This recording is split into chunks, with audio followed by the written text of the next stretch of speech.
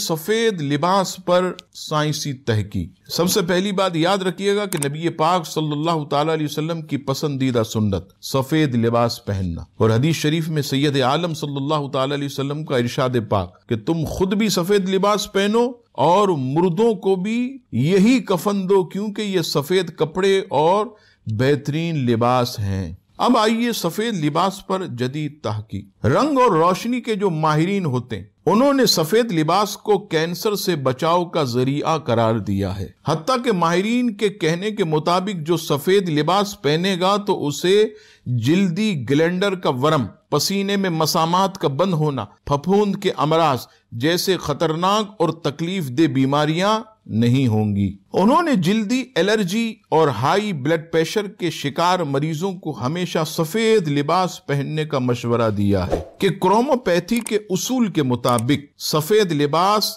दिमाग और जिल्द का मुहाफिज है।